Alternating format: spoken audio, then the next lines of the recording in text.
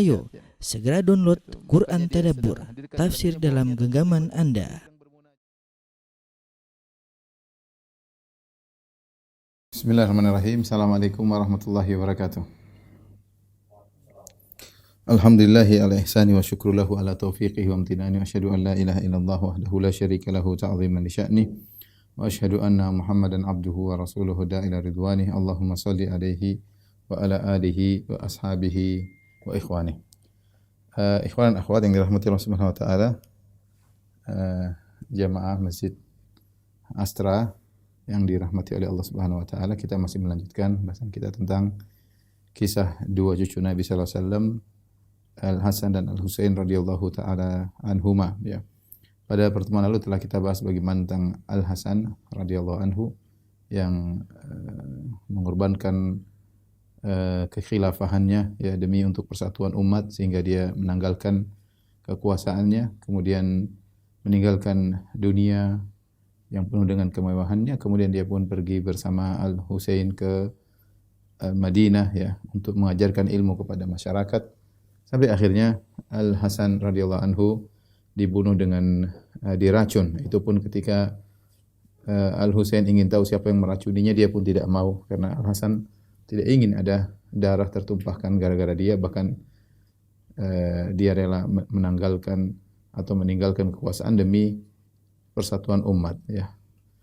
Dan itulah yang dianjurkan oleh Nabi sallallahu alaihi wasallam. Sebagaimana dalam hadisnya kata Nabi sallallahu alaihi wasallam, "Inna ibni hadza sayyidun wa la'alla Allah yuslihu bihi baina fi'ataini 'azimataini minal muslimin." Sungguhnya cucuku ini, maksudnya Al-Hasan, adalah seorang pemimpin yang sungguhnya, pemimpin yang hebat, yang rela menanggalkan jabatannya, kekuasaannya demi umat, bukan sebaliknya, rela mengorbankan umat demi jabatannya.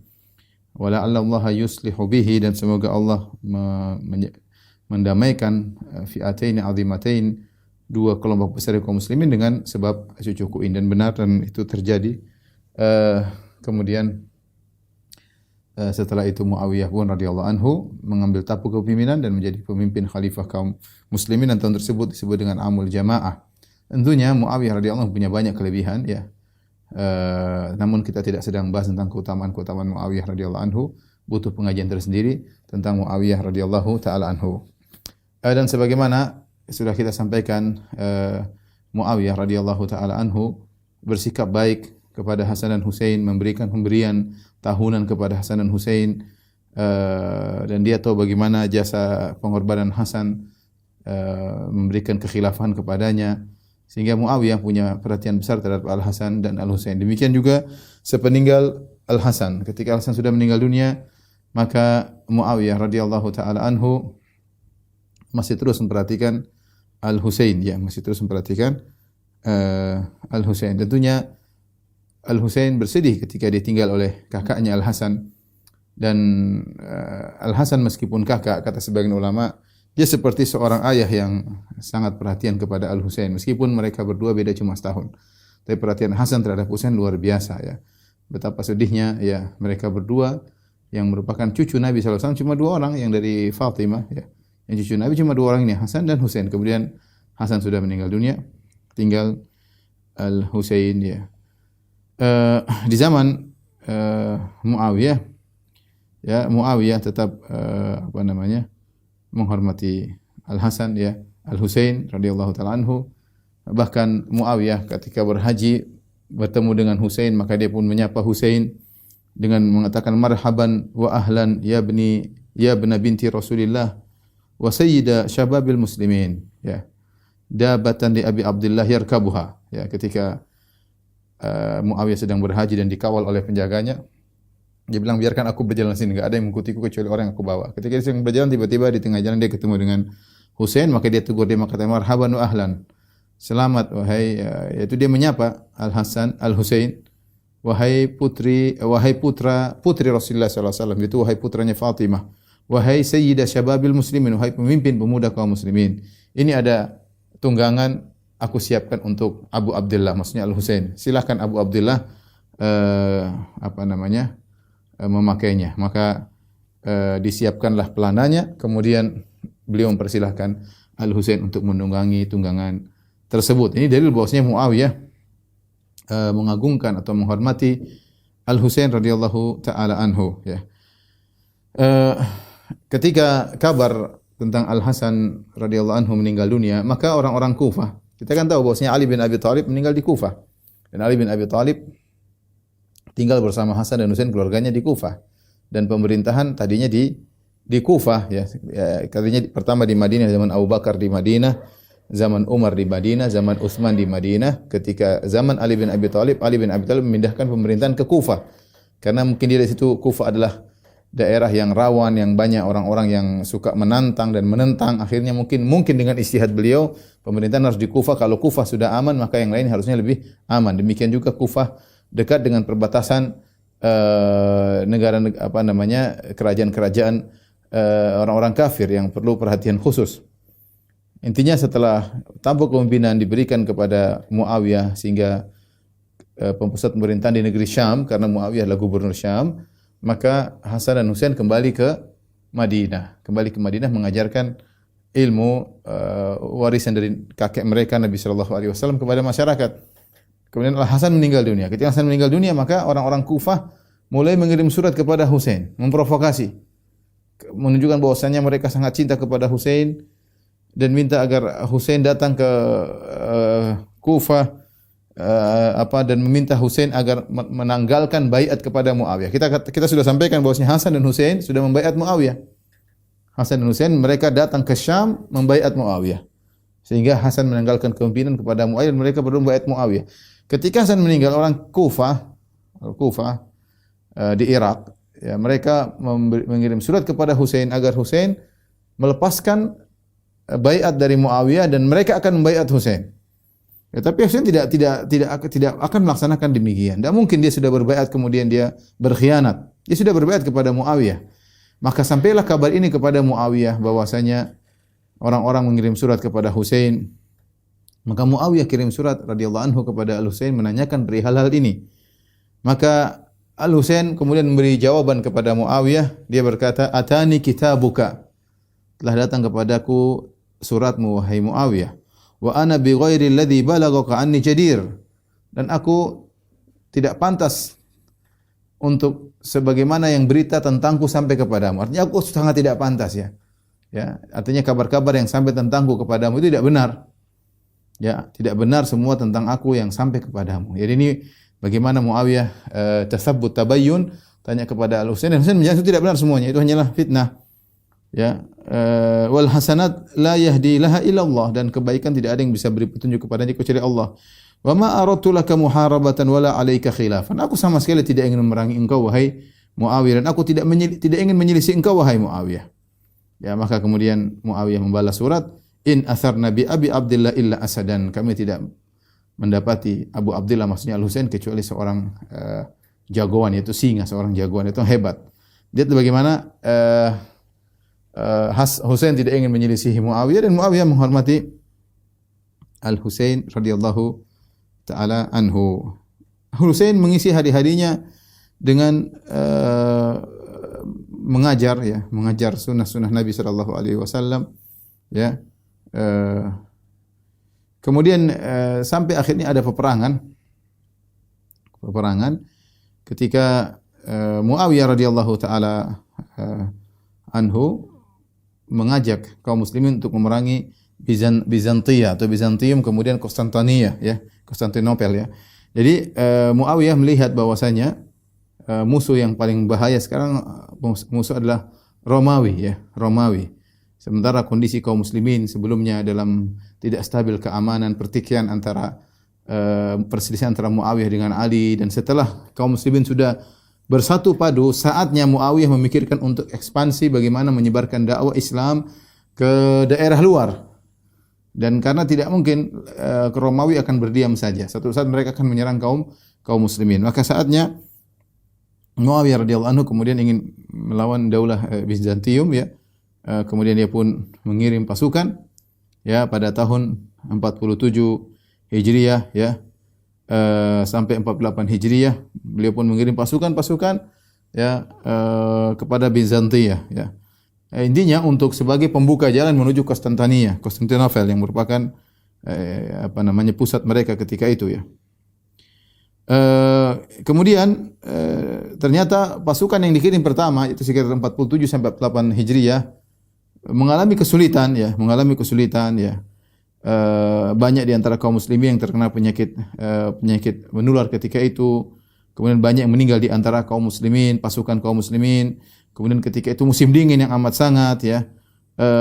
Kemudian kaum muslimin menghadapi ujian yang sangat berat ya. Ketika itu ya, pasukan dipimpin oleh Fadhalah bin Ubaid Al-Laitsi ya. Fadhalah bin Ubaid Al-Laitsi, maka dia pun mengirim surat kepada Muawiyah minta pertolongan. Setelah lama bertahan di sana melakukan peperangan mengalami kesulitan, maka Fadhalah bin Ubaid Al-Laitsi mengirim surat kepada Muawiyah minta bantuan. Maka Muawiyah pun mengirim bantuan pada tahun 49 Hijriah dengan pasukan yang di situ banyak sahabat. Ya, ada masih tersisa sahabat-sahabat yang mulia. Di antaranya adalah Abdullah bin Umar. Ibnu Umar ikut dalam peperangan pasukan bantuan tersebut. Adalah Abdullah bin Zubair radhiyallahu anhuma. Ada Abdullah bin Amr bin As radhiyallahu anhuma. Ada Abu Ayyub Al-Ansari yang sudah sangat tua ketika itu. Ada Abdullah bin Abbas radhiyallahu ta'ala anhuma, ya. Dan ada Al-Husain bin Ali bin Abi Thalib radhiyallahu ta'ala anhuma, ya. Pasukan. Jadi Husain nampak dia taat kepada Muawiyah, bahkan dia ikut berperang bersama pasukan Muawiyah, dan pasukan tersebut dipimpin oleh Yazid bin Muawiyah. Pasukan tersebut dipimpin oleh Yazid bin Muawiyah, putranya Muawiyah. Anggotanya para sahabat ya. Yazid masih sangat muda ketika. Anggotanya ada Ibnu Umar, ada Ibnu Abbas, ada Abdullah bin Amr bin As ya. Kemudian tadi ada Ibnu Zubair, ada Abu Ayyub Al-Ansari dan ada Al-Husain radhiyallahu taala anhum ajma'in. Dan pasukan perang ini telah dipuji oleh Nabi sallallahu alaihi wasallam, yaitu pasukan yang pertama menyerang Romawi ya, yang kemudian menyerang masuk ke Konstantinopel.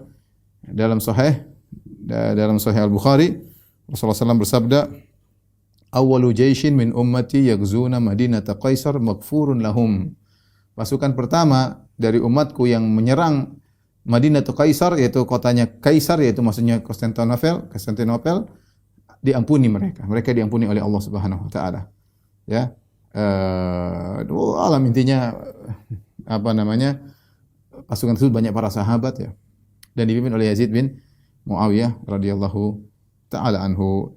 Di antara pasukan sahabat tersebut adalah Al-Husain bin Ali bin Abi Thalib radhiyallahu taala anhuma. Disitulah kemudian Abu Ayyub Al-Ansari radhiyallahu taala anhu meninggal dunia. Dia masuk dalam medan pertempuran ya.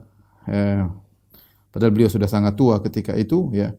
Dan akhirnya beliau pun meninggal dunia radhiyallahu taala anhu ya. Taib, ikhwan dan akhwat yang rahmatillah subhanahu wa ta'ala ya. Pada tahun 56 Hijriah,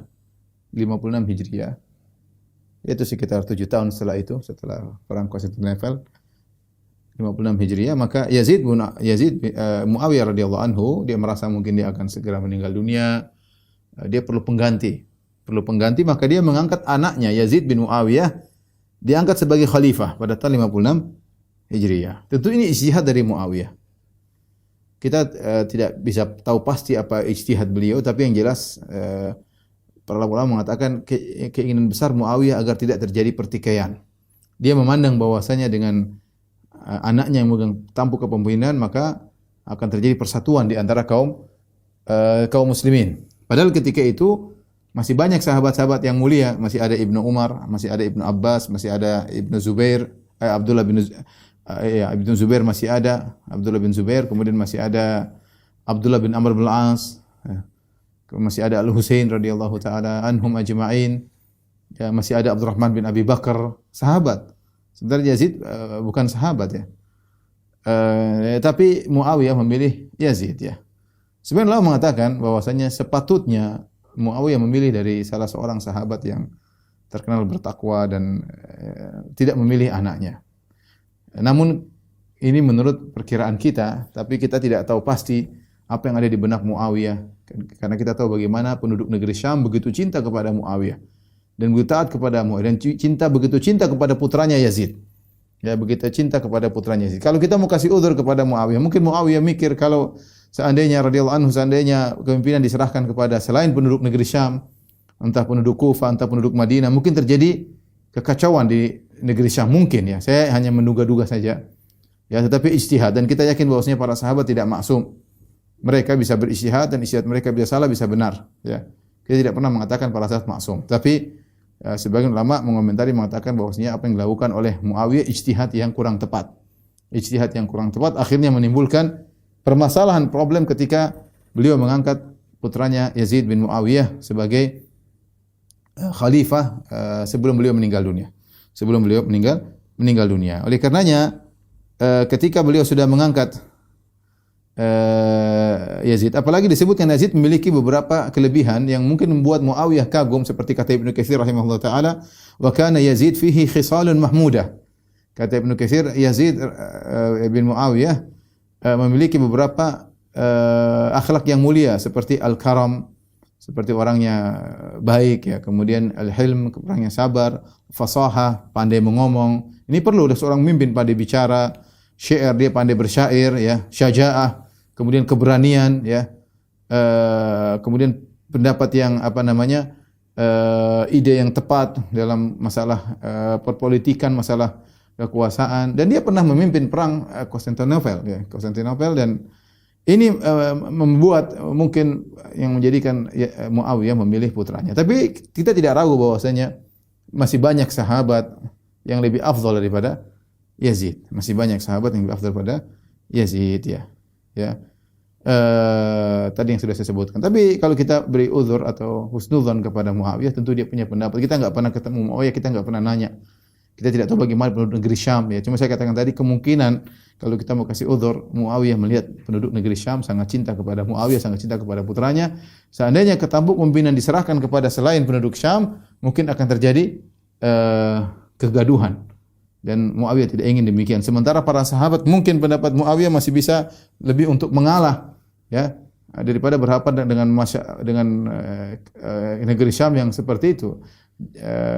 Jangankan terhadap sahabat-sahabat, dulu saja Ali bin Abi Thalib masih hidup saja mereka tidak mau membaiat Ali bin Abi Thalib karena permasalahan darahnya Utsman sebagaimana sudah kita jelaskan. Jadi intinya ini ijtihad dari Muawiyah meskipun kita katakan kurang begitu tepat ya, tetapi Allah Maha tahu tentang apa yang beliau lakukan radhiyallahu taala anhu ya. Ini perlu saya sampaikan karena banyak orang mencela Muawiyah. Kita bilang kita tidak tahu permasalahan ketika itu.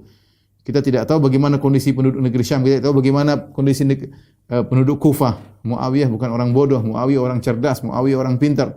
Dia punya ijtihad, bisa salah bisa benar, tapi kita hargai ijtihad beliau radhiyallahu taala anhu. Oleh karenanya Muawiyah ketika mengangkat anaknya menjadi khalifah sementara dia masih hidup, maka dia pun pergi bertemu dengan sebagian sahabat untuk mendiskusikan hal ini. Sebelumnya dia sudah diskusi juga sama orang-orang yang dia percayai untuk mengangkat Yazid sehingga pilihan kepada Yazid. Setelah itu dia pun pergi ke sebagian sahabat untuk diskusi ya. Ya, untuk diskusi dan minta sebagian sahabat untuk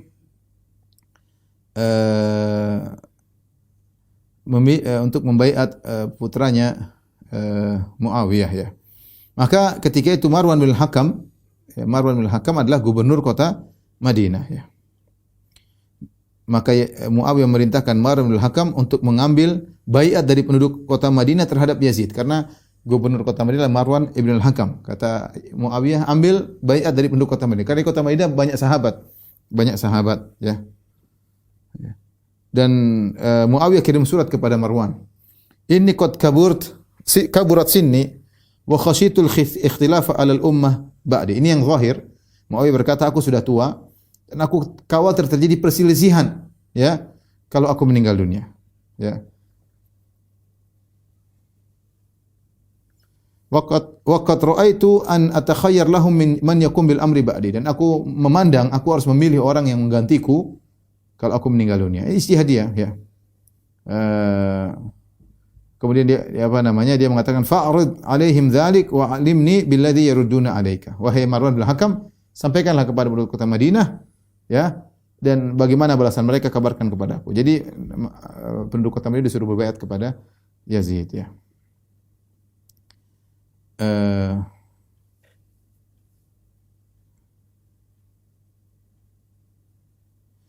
Ketika sampai kabar penduduk kota Madinah bahwasanya Muawiyah akan memilih penggantinya, maka banyak penduduk kota Madinah yang setuju. Mereka berkata asaba Muawiyah, wufiq, Muawiyah benar, diberi taufik oleh Allah. Wa qad ahbabna an yatakhayyar lana, kami suka dia yang milih pengganti kami. Fala ya'lu, dia tidak jadi masalah ya. Intinya mereka setuju, namun ketika disebut yang menggantinya adalah Yazid, mereka tidak setuju. Mereka tidak setuju ya. Sebenarnya awalnya mereka seandainya, maksudnya tidak mengapa bagi mereka penduduk Madinah seandainya Muawiyah memilih orang yang tepat menurut mereka. Dan mereka menghargai ijtihad Muawiyah. Mereka tahu bagaimana hebatnya Muawiyah. Tapi ketika ternyata disebut nama anaknya Yazid bin Muawiyah, maka ketika itu banyak penduduk Madinah tidak membaiat Yazid bin Muawiyah. Maka Marwan kemudian berkhutbah, kemudian dia menyuruh orang untuk taat kepada khalifah ya. Kemudian dia menyuruh orang untuk membaiat Yazid.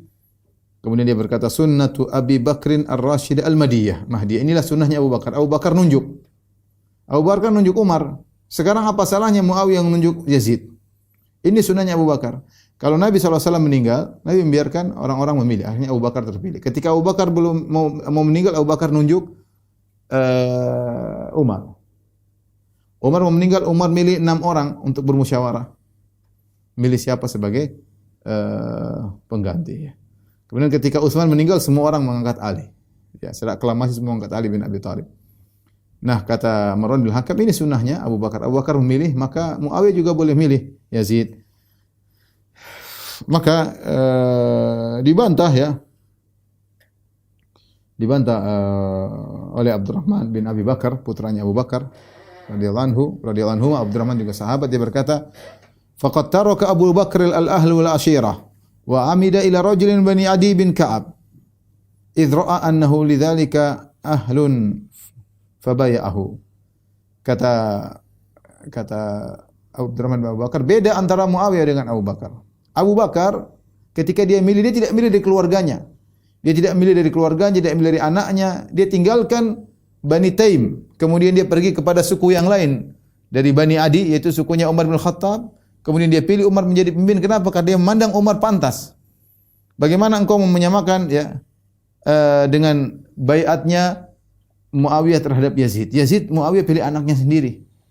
Abu Bakar milih. Ini intinya Abdurrahman bin Abu Bakar membantah. Dia bilang tidak, jangan kau samakan dengan Abu Bakar. Hadhil bai'ah syabihatun bi bai'ati Herakl wa Kisra. Ini baiatnya mirip dengan baiatnya Heraklius dan Kisra. Akhirnya terjadi perdebatan. Ya, intinya ketika diangkat Yazid sebagai sebagai khalifah, maka sebagian sahabat tidak setuju, bahkan sebagian sahabat kemudian meninggalkan kota Madinah, tidak mau baiat, tidak mau ribut, dan pergi ke Mekah ya. Kemudian pergi ke Mekah. Baik, Ibnu Umar juga didatangi oleh Muawiyah, ditanya ya. Maka Ibnu Umar mengatakan ya, dia jelaskan bagaimana para khulafaur rasyidin ya memilih, dan dia mengatakan ya para sahabat dahulu tidak memilih anak-anak mereka ya. Intinya dia ada kritik Muawiyah ya. Tetapi dia mengatakan saya juga tidak ingin memecah belah kaum muslimin ya. Dan dia akan setuju dengan orang yang kalau orang kaum muslimin sepakat, saya akan ikut membaiat.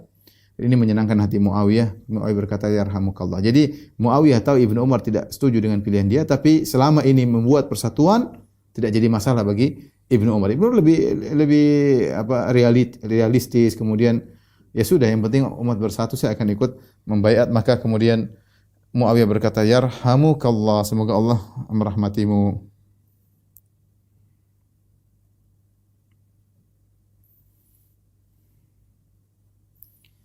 Intinya di antara yang tidak mau membaiat Abdullah bin Zubair, tidak membaiat.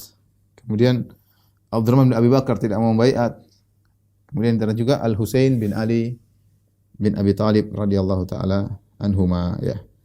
Dan sebabnya jelas ya. Ini khilaf ya antara para sahabat. Mereka menganggap bahwasanya Yazid tidak pantas untuk menjadi khalifah mereka ya. Taib. Ikhwan dan akhwat yang dirahmati Allah Subhanahu wa taala, saya katakan itu ijtihad Muawiyah. Muawiyah punya permasalahan, dia punya cara pandang.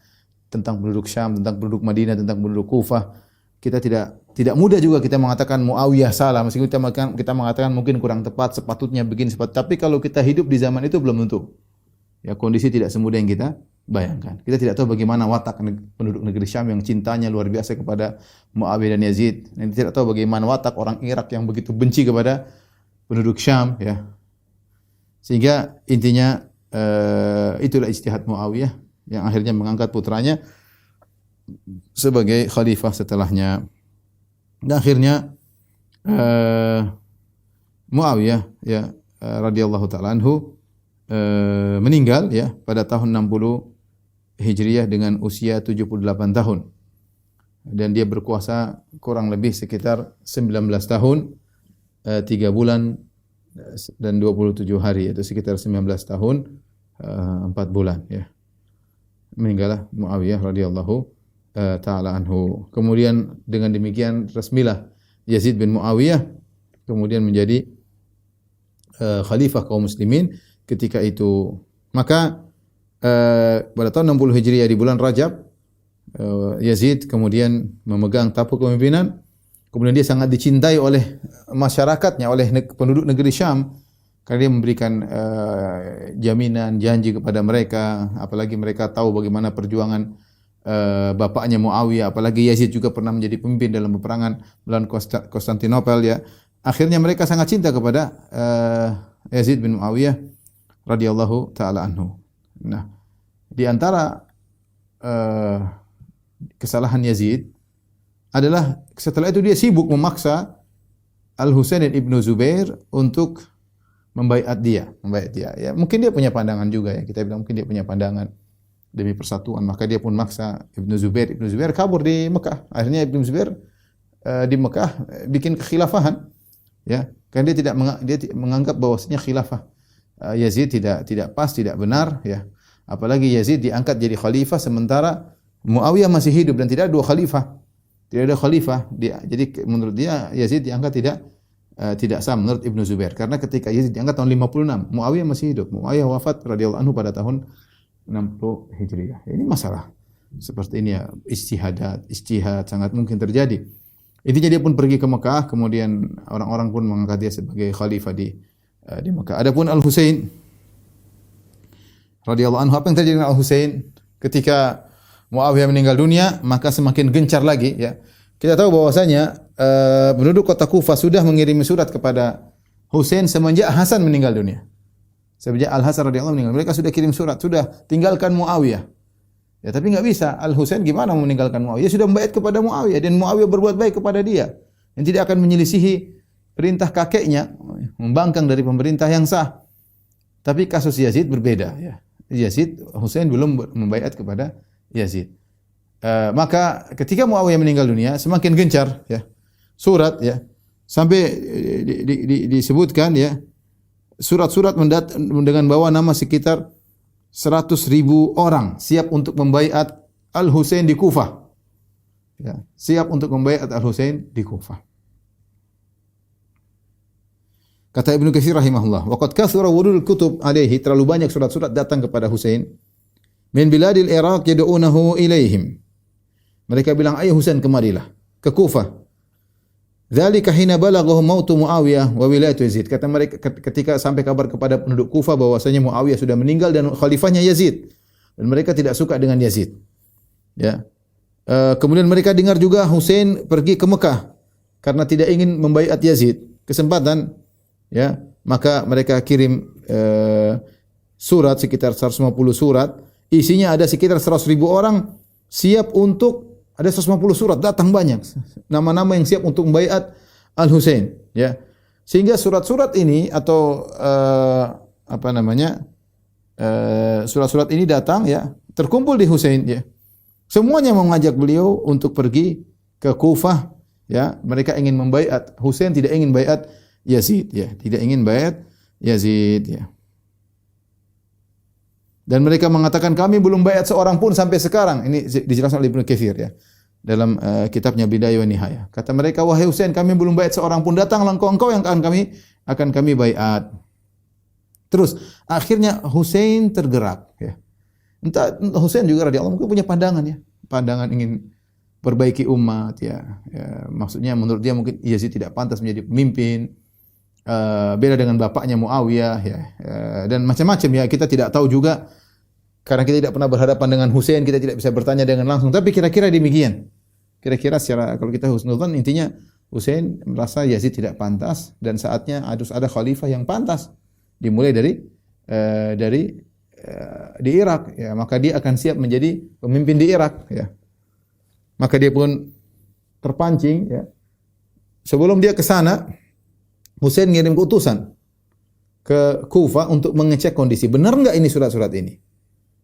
100.000 orang siap membaiat Al-Husain. Itu bukan jumlah yang sedikit, jumlah yang banyak. Ya. Dan tentu ini membuat Husain mungkin punya ijtihad sendiri. Ya. Bagaimanapun orang mungkin dia ingin kebaikan yang tidak pantas Yazid jadi pemimpin. Akhirnya dikirimlah Muslim bin Aqil bin Abi Talib. Muslim bin Aqil bin Abi Talib itu sepupunya. Kan kalau omnya ya. Iya sepupunya kan Husain bin Ali bin Abi Talib. Ini Muslim bin Aqil bin Abi Talib. Sepupunya Muslim bin Aqil pergi ke Irak untuk mengecek kondisi. Tatkala Muslim sampai di Kufah, Muslim bin Aqil, maka datanglah 12.000 orang dari penduduk Kufah membaiat dia, membaiat atas nama Husain. Kami membaiat Husain. Ya, di rumahnya seorang namanya Hani bin Urwah. Di rumah seorang namanya Hani bin Urwah. Tatkala benar-benar kenyataan yang dia lihat bahwasanya semua orang cinta kepada Husain dan mereka sudah berbaiat langsung melalui perwakilan Husain yaitu Muslim bin Aqil, maka Muslim bin Aqil pun kirim surat kepada Al-Husain. Ya. Dia berkata, "Inna jami'a ahlil Kufah ma'aka, fa'aqbil hina tanzuru fi kitabi." Maka dia bilang, "Wahai saudaraku Al-Husain, sungguhnya penduduk Kufah semuanya bersamamu. Kalau kau lihat suratku, segera datang ke sini." Kalau kau lihat suratku, segera datang ke sini. Maka sampailah surat tersebut kepada Al-Husain. Al-Husain melihat benar ini, karena dia tahu orang Kufah ini macam-macam. Dulu berkhianat kepada bapaknya, kurang ajar, brengsek, bikin kacau. Sehingga dia perlu ada pihak yang memastikan hal tersebut. Maka dikirimlah Muslim bin Aqil sepupunya. Ketika Muslim bin Aqil sudah memastikan benar ini 12.000 orang sudah siap, belum yang lain baru istilahnya muqaddimah pertama sudah 12.000 orang membaiat. Maka datanglah. Maka akhirnya Al-Husain bin Ali bin Abi Talib kemudian siap untuk keluar dari Mekah menuju Al-Kufah. Ya. Sesuai dengan permohonan penduduk Kufah. Apa yang terjadi ketika Husain sudah siap berangkat ya? Ya, Nu'man bin Bashir radhiyallahu anhu, seorang sahabat yang kebetulan dia adalah gubernur Kufah. Dia melihat kondisi, dia tahu gerak-gerik ini, tapi dia seorang sahabat mulia, ya. Dia hanya memberikan perkataan secara global. Dia mengatakan ittaqullah ibadallah, bertakwalah kepada Allah. La tusari'ul fitnah wal furqah. Janganlah kalian bersegera menuju fitnah dan perpecahan. Ya. Fa inna fiha yuhlakur rijal wa tusfaqud dima wa tuqsabul amwal. Ingat di fitnah perpecahan akan banyak yang meninggal dunia. Banyak darah-darah akan tertumpahkan dan banyak harta dirampas. Ya. Kemudian dia berkata, "Inni lam aqtul man lam yuqatilni." Aku tidak akan membunuh orang yang tidak memerangiku. Wala athibu ala man la yathibu ali. Aku tidak akan menerkam orang yang tidak menerkamku. Wala akhudhu bil qaraf wala dhanna wat tuhmah. Walakin in naktasim bai'atakum wa khalaftum imamakum fa wallahi alladhi la ilaha ghairahu la adribannakum bi sayfi ma thabata qa'imuhu fi yadi. Amma inni arju an yakuna man ya'riful haq minkum aktsara mimman yardihil batil. Tapi bilang kalau kalian ternyata menyelisihi, ya, membatalkan baiat kalian, kalian menyelisihi imam kalian, maka aku akan menghantamnya dengan pedangku. Ya, dan aku berharap orang mengerti kebaikan lebih banyak daripada yang terjebak dengan kebatilan. Tetapi metode Nu'man bin Bashir ini tidak terang-terangan, tidak tegas, ya, hanya ngomong begitu saja, ya. Dia tidak suka fitnah. Ya, dia bilang, ya, saya tidak akan nuduh, saya tidak akan menyerang kalau tidak menyerang, ya. Sikap yang diungkapkan oleh Nu'man bin Bashir ternyata tidak disetujui oleh para penguasa di Daulah Umayyah, ya. Tidak disetujui, ya. Mereka berkata, ya, inna hadza alladhi anta alaihi fima bainaka wa baina aduwika ra'yul mustad'afin. Kata dia, wahai, ada seorang dari Bani Umayyah berkata, wahai Nu'man bin Bashir, sikapmu ini menghadapi musuhmu seperti sikap orang lemah.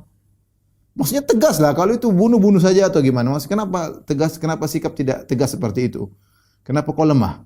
Maka Nu'man bin Bashir berkata, Al-Ansari radhiyallahu anhu, dia berkata, an akuna minal mustad'afina fi ta'atillah ahabba ilayya min an akuna minal a'azzin fi ma'siyatillah. Aku dianggap orang lemah dalam ketaatan kepada Allah lebih baik daripada aku dianggap orang mulia dalam kemaksiatan kepada Allah Subhanahu wa taala.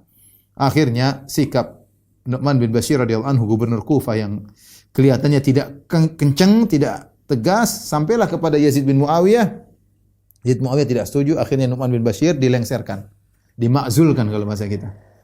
Dimakzulkan, diazal, ya, dilengserkan, kemudian diganti, penggantinya adalah Ubaidillah bin Ziyad yang menyuruh membunuh Husain radhiyallahu anhu. Ubaidillah bin Ziyad, ya.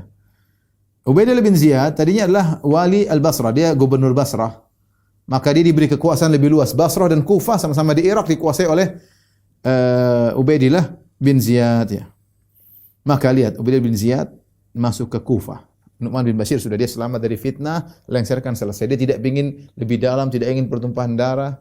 Ketakwaannya membuat dia tidak mengapa dilengserkan. Ganti dengan Ubaidillah bin Ziyad, maka dia pun masuk ke Kufah mutalathiman dengan menutup wajahnya.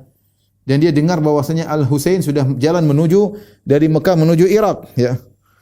Kemudian orang-orang penduduk Irak sedang menunggu kedatangan Al-Husain. Ya. Ketika Al-Husain, Ubaidillah bin Ziyad datang dengan rombongannya, kemudian pakai ini, orang menyangka dia Husain. Mereka mengatakan, marhaban ya ibna binti Rasulillah, selamat datang, ya, wahai putra dari putri Rasulullah.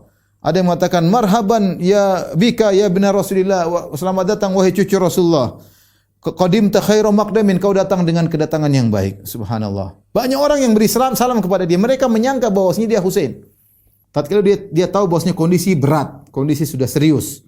Ini penduduk Irak benar-benar sedang menanti kedatangan Husain untuk membaiat dia. Ini membuat Ubaidillah bin Ziyad semakin tahu bahwasanya kondisi genting, ya. Ikhwan dan akhwat yang dirahmati Allah Subhanahu wa taala, ya. Maka tatkala Ubaidillah bin Ziyad tahu permasalahannya berat, maka dia pun mengambil maklumat. Itu kabar-kabar, informasi. Dia punya mata-mata semua tentang kondisi yang ada terjadi di Kufah. Dan dia tahu tentang keberadaan Muslim bin Aqil. Muslim bin Aqil yang tinggal di rumahnya Hani bin Urwah. Ya. Kemudian akhirnya dan dia tinggal di rumahnya Hani bin Urwah. Akhirnya Ibnu Ziyad, Ubaidillah bin Ziyad, Ibnu Ziyad akhirnya menyuruh, selanjutnya kita panggil saja Ibnu Ziyad. Ibnu Ziyad akhirnya menyuruh orang-orang untuk mengepung rumah Urwah bin Hani, ya. Kemudian pasukannya mengatakan, datangkan Muslim bin Aqil kepadaku. Kalau tidak, kau akan kami bunuh. Kata Hani bin Urwah, ya, apakah mungkin aku akan menyerahkan tamuku untuk dibunuh? Tetanggaku dan tamuku untuk dibunuh? Wallahi laf'alu dzalik abad. Aku tidak akan melakukan itu selamanya. Ya, akhirnya dia pun ditangkap, kemudian dibunuh, ya. Ya, Urwah bin akhirnya ya, kemudian dipukul, belum dibunuh, dipukul terlebih dahulu, dipenjarakan, kemudian dipukul wajahnya, ya, sampai hancur wajahnya. Tatkala Muslim bin Aqil mendengar kabar bahwasanya wajah Hani bin Urwah telah dipukul, maka dia meminta orang-orang yang telah membaiatnya untuk kumpul bersama dia. 12.000 tadi kan yang sudah baiat. Ketika dia panggil, ayo semua berkumpul kepadaku. Yang datang cuma 4.000. Lihat, dari 12.000 sudah turun, sudah 8.000 sudah hilang, tinggal 4.000. 4.000 itu datang rame-rame mengepung istananya Ibnu Ziyad. Kemudian Ibnu Ziyad masuk dalam kosernya, kemudian dia memanggil orang-orang pembesar di kota Kufah, kepala sukunya, kepala orang-orang pembesar di kota Kufah, dipanggil semua oleh Ubaidillah bin Ziyad, Ibnu Ziyad. Ya. Kemudian dijadikan sarana untuk menundukkan penduduk kota Kufah. Maka dia mengatakan, bawa kabilahmu, tinggalkan Muslim bin Aqil. Kalau kau bisa, saya kasih kau duit sekian misalnya. Kau juga bawa ke anak buahmu, jangan ada ikut Muslim bin Aqil. Kalau kau tidak lakukan, ingat, akan begini-begini, akan datang pasukan negeri Syam. Kalau sudah datang, kalian akan susah semuanya. Ini takut-takuti, selain ditakut-takuti dikasih pemberian. Akhirnya mulailah keluar satu bawa sekian, keluar satu bawa sekian, keluar satu bawa sekian. Dari 4.000 memprotoli, semuanya memprotoli. Muslim bin Aqil memprotoli. Tinggal ratusan. Ya. Ada yang wanita ambil anaknya, ada orang ambil kakaknya, ada bapak ambil anaknya, ada kepala suku ambil sukunya, habis. Ya. Kemudian mereka takut, jangan ikut Muslim bin Aqil. Besok datang pasukan negeri Syam, kalian akan tewas. Tinggalkan Muslim bin Aqil. Saya lihat bagaimana begitu mudah orang penduduk Irak berkhianat. 12.000, tinggal 4.000. Kemudian tinggal ratusan, 300, 500, terus berkurang tinggal 60 orang. Dari siang berkurang. Semuanya khadaluh, semuanya meninggalkannya. Takut, orang takut. 4.000, kurang, tinggal 300, 500, tinggal 300, terus, tinggal sore, tinggal 60. Tatkala sudah mau maghrib, tinggal Muslim bin Aqil sendirian. Semua orang sudah pergi meninggalkannya. Kemudian dia pun berjalan. Ini sepupunya Husain. Muslim bin Aqil bin Abi Thalib. Maka dia pun berjalan sendirian. Dia tidak tahu kemana dia pergi. Maka dia pun ditangkap atas perintah Ubaidillah bin Ziyad. Kemudian diperintahkan untuk dibunuh. Ketika hendak meninggal, dia sempat tulis surat kepada Husain. Dia bilang, irji' bi ahlik, bawa pulang keluargamu wahai Husain. Wala yaghurrannaka ahlul Kufah, jangan kau terpedaya oleh penduduk kota Kufah. Fa innahum ashabu abika alladhi kana yatamanna firaqahum bil maut awil qatl. Sungguhnya mereka adalah teman-teman bapakmu dahulu, ya. Yang bapakmu dulu berharap terpisah dari mereka, ingin mati meninggalkan mereka. Ya, jadi bapakmu dulu sudah bosan menghadapi mereka. Mereka ini pengkhianat. Jadi Muslim bin Aqil sempat sulit surat sebelum dia dibunuh. Inna ahlal Kufah qad kadzabuka wa kadzabuni. Sungguhnya penduduk kota Kufah telah berdusta kepadamu dan telah berdusta kepadaku. Wa laysa likadzibin ra'yu, dan tidak ada pendapat bagi orang pendusta. Kemudian Ubaidillah bin Ziyad menyuruh membunuh Muslim bin Aqil di hari Arafah, terbunuh. Ya. Kemudian Hani bin Urwah juga dikeluarkan di pasar, kemudian dibunuh. Ya. Setelah keduanya dibunuh, semua orang penduduk Kufah semakin takut. Karena mereka tahu siapa yang berani kaitan dengan Husain mati. Yang kaitan dengan Husain mati. Coba-coba bela Husain mati. Semua enggak ada yang ngomong, semua diam. Ya. Yazid bin Muawiyah ketika Husain sudah berjalan, ya. Tapi sebelum berjalan kita ceritakan apa yang terjadi sebelum dia berjalan. Yazid bin Muawiyah kirim surat kepada Ibnu Abbas. Ibnu Abbas adalah, kalau mau dikatakan Syekh Bani Hashim yang tertua, yaitu mau dibilang Ahlul Bait yang tertua. Ahlul Bait, karena Bani Hashim adalah Ahlul Bait. Ahlul Bait yang tertua ketika itu Ibnu Abbas yang orang alim.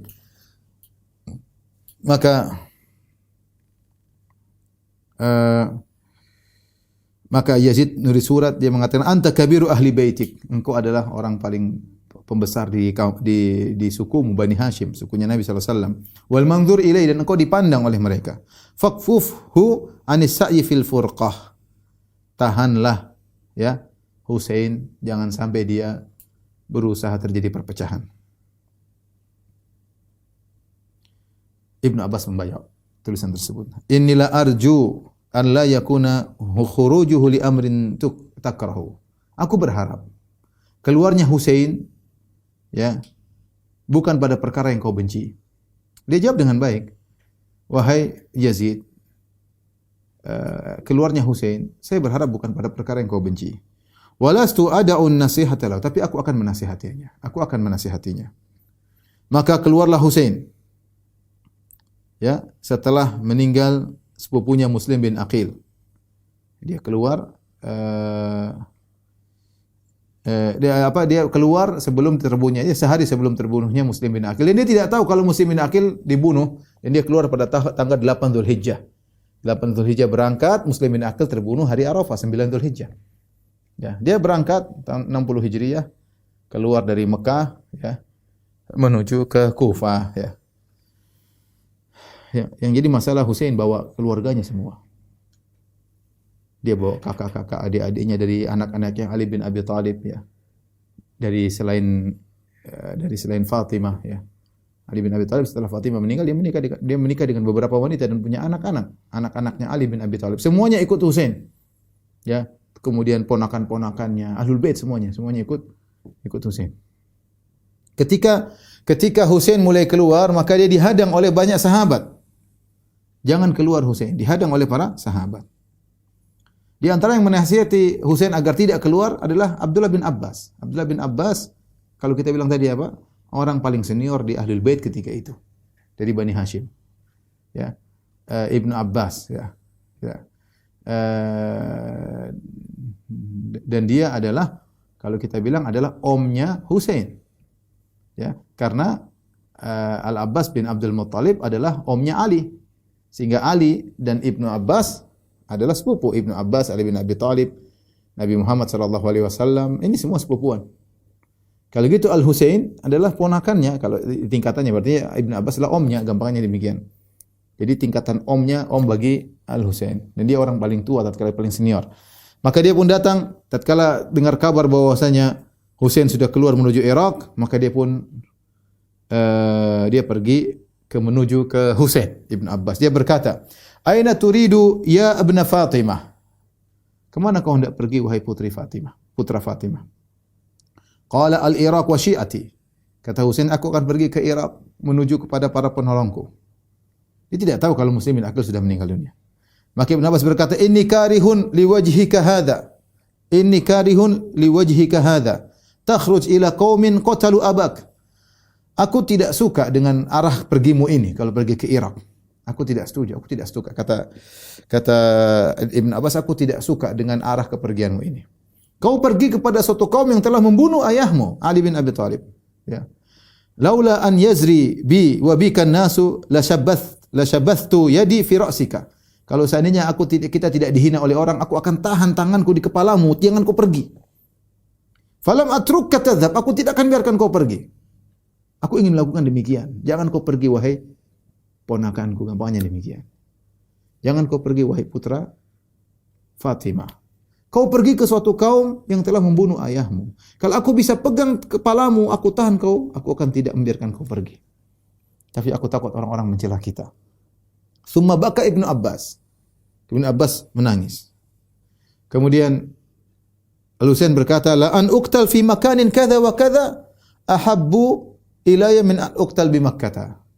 Wahai Ibnu Abbas, seandainya aku terbunuh di tempat ini, tempat itu, lebih aku suka daripada aku terbunuh di kota Mekah. Ya. Kemudian tatkala sore hari, jadi Husain tidak mau mendengar Ibnu Abbas, dia terus berjalan.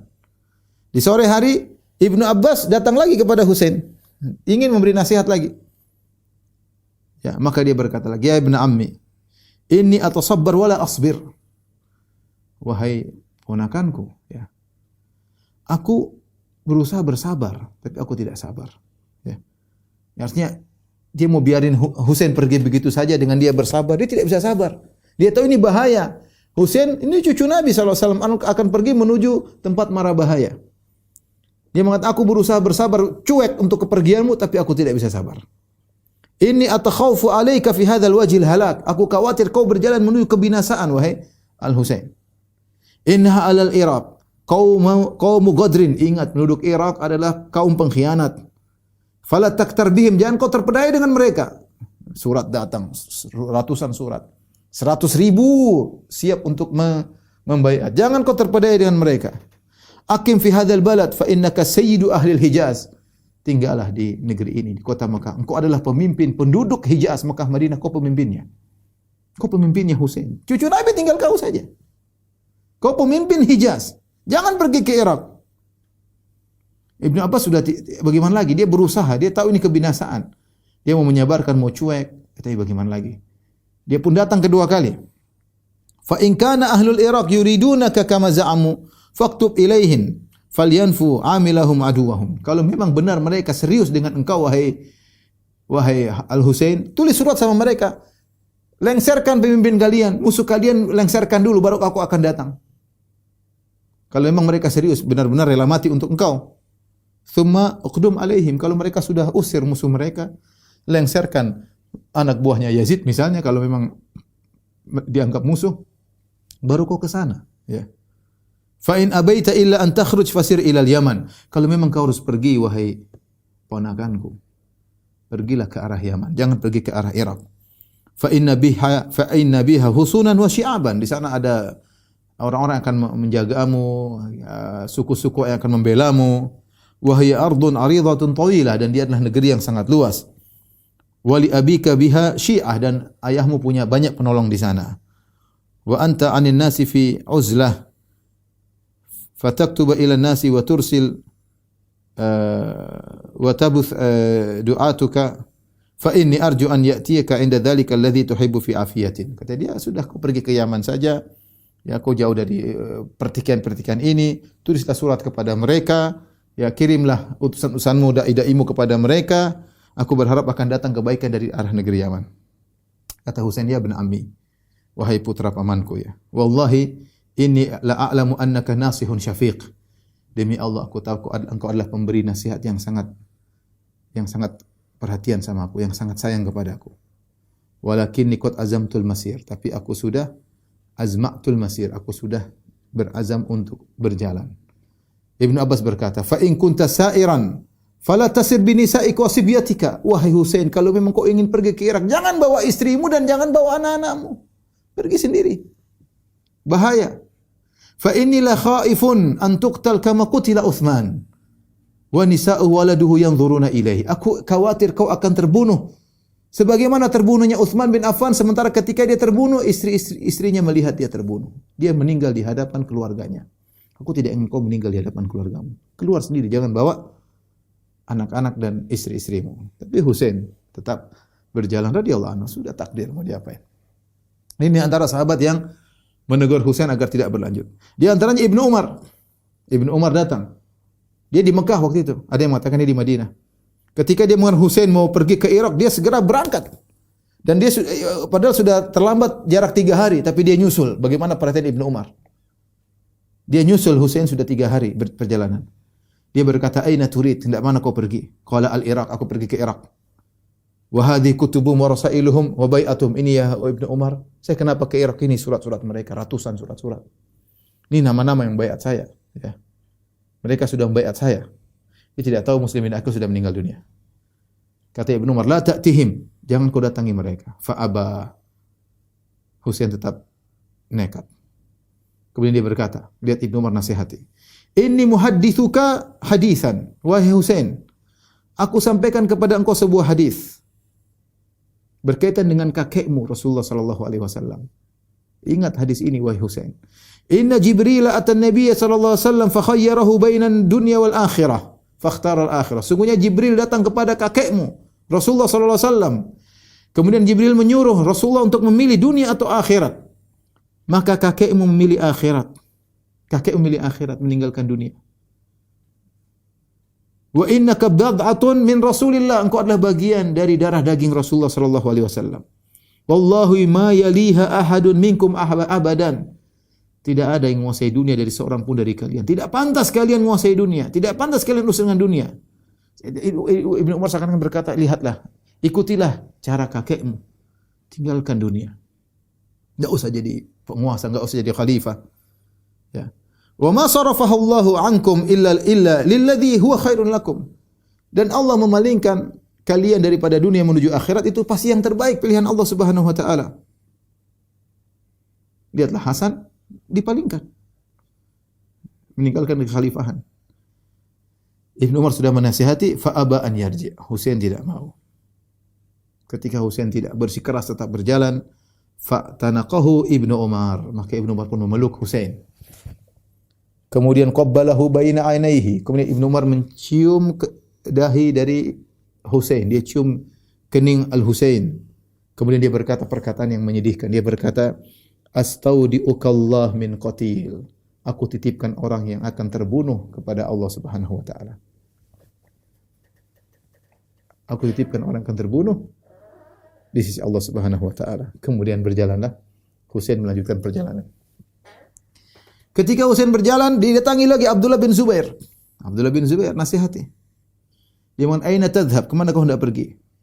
"Ila qaumin qatalu abaka wa ta'anu akhak." Kau ingin pergi ke suatu kaum yang bunuh bapakmu dan telah meracuni kakakmu. Itu kaum rusak Kufah. Bapakmu dibunuh oleh mereka, kakakmu diracuni oleh mereka. Hasan. Faqala al-Husain berkata, "La an uqtala bi makani kada wa kada ahabbu ilayya min an tustahalla bi yakni bi Makkah."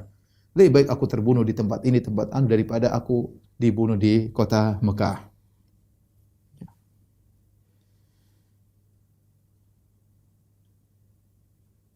Kemudian juga Abdullah bin Ja'far bin Abi Talib ngirim surat ya. Abdullah bin Ja'far bin Abi Talib ngirim surat. Sepupunya juga. Ya, kepada Husain. Dia ngirim melalui dua putranya Muhammad dan Aun. Dalam surat tersebut, "Amma ba'du, fa inni as'aluka billah laman sarafta hina tanzuru fi kitabi." Ya. Saya minta kepada engkau dengan nama Allah wahai Husain, kalau kau baca tu suratku pulang. Fa inni mushfiqun alaika min alwajh allati tawajjahta lahu.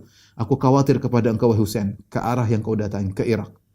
An yakuna fihi halakuka, aku khawatir kau binasa di sana. Wastisalu ahli baitik, aku khawatir keluargamu semua akan binasa. Tetapi Husain tetap melanjutkan perjalanan. Ya. Kemudian dinasihati juga oleh Muhammad bin Hanafiyah. Siapa Muhammad bin Hanafiyah?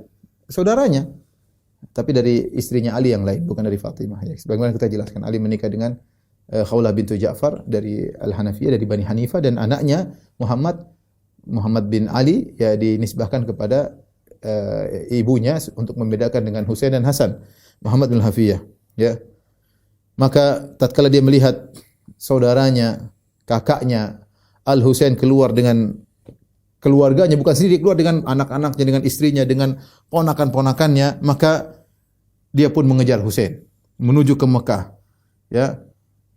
Kemudian dia nasihati bahwasanya ini pendapat yang tidak tepat, sikap yang tidak tepat, harus pergi meninggalkan Mekah menuju Irak. Ya, tapi Husain tidak terima.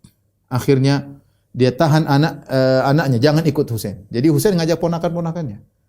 Muhammad bin Hanafiyah tahan anaknya, jangan ikut Husain. Ya, jangan ikut Husain. Akhirnya Husain agak marah sama Muhammad bin Hanafiyah. Dia berkata, "Targhabu biwaladika an mawdi'in usabu fihi." Kau ingin anakmu selamat di tempat yang aku akan terbunuh. Subhanallah. Kau tahu aku akan terbunuh, kau biarkan anakmu selamat, biarkan aku mati sendiri. Gampangnya demikian. Wa ma hajati an tusabu wa yusabuna ma'ak. Maka Muhammad membantah, dia mengatakan kepada kakaknya tersebut, apa keperluanku ya engkau tertimpa musibah lantas mereka juga tertimpa musibah bersamamu.